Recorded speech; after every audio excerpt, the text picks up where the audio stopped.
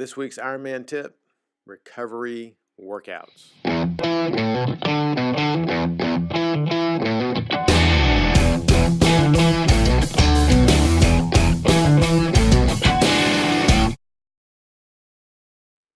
Hey everybody, so recovery weeks or recovery workouts.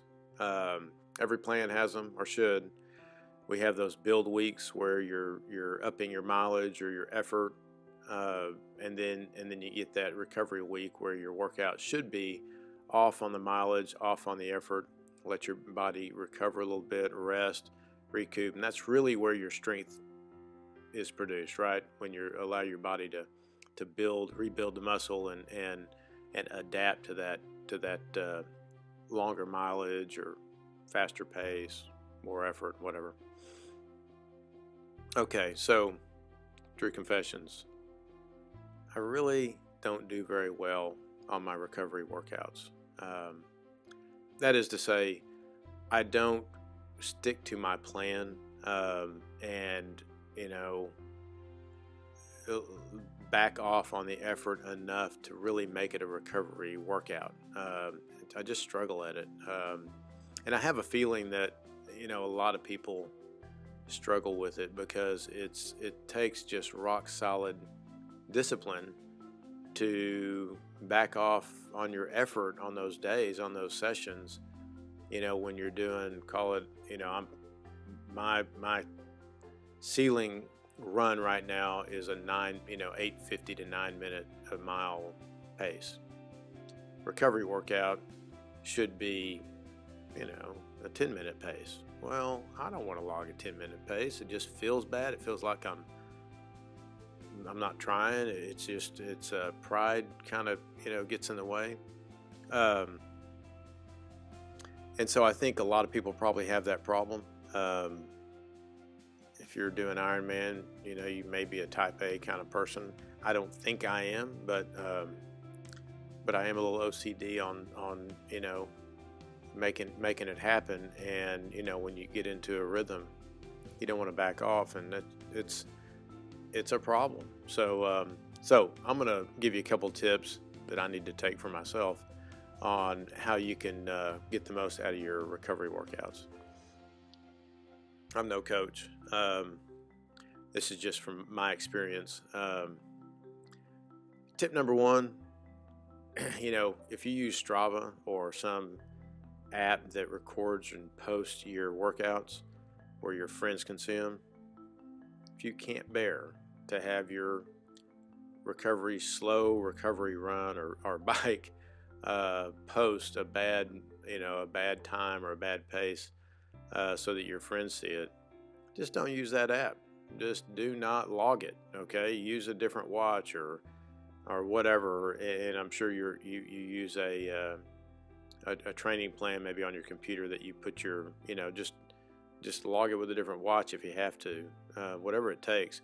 Don't let a bad workout on Strava deny you a good solid recovery session, because you're worried about you looking bad on Strava. Trust me, your Strava friends, they're way more concerned about their posts than yours. Trust me. Tip number two. I need to heed this advice. Do the dreaded walk run if you have to on those recovery days to get your heart rate down into the zone you need to truly get the recovery benefit of that workout. I don't walk.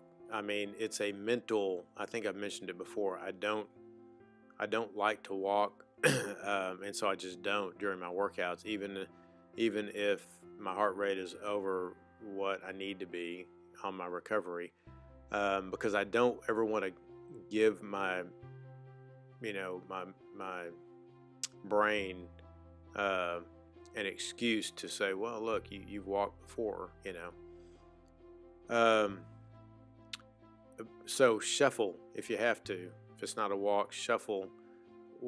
Keep your pace, keep your cadence high, and just shorten that step, that stride, to get that heart rate down. You know, it's imperative that you get into that lower zone to truly get benefit on that recovery. Otherwise, just another workout, especially if you're in that tempo pace, and you're not building a pace, you're not pushing, so you're not high effort, and you're not in a recovery mode. So it's almost like wasted effort, and you just don't have time to do that, you know. So slow it down. Walk, run. I know it.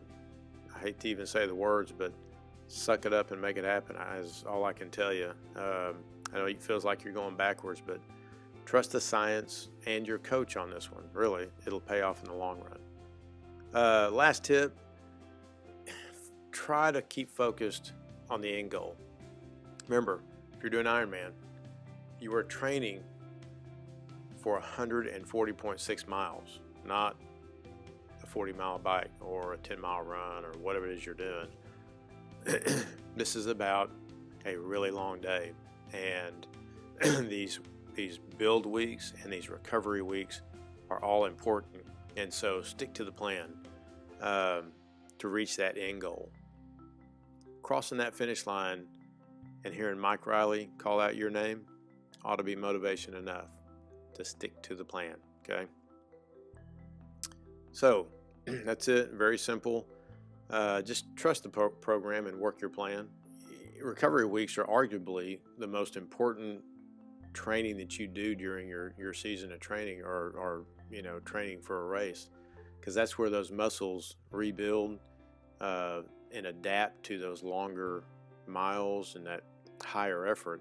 If you don't ever give yourself a rest, you're going to find yourself potentially in that overtraining situation like we talked about before, and you just don't want to find yourself there. So do yourself a favor and stick to the plan. Okay, that's my Ironman tip.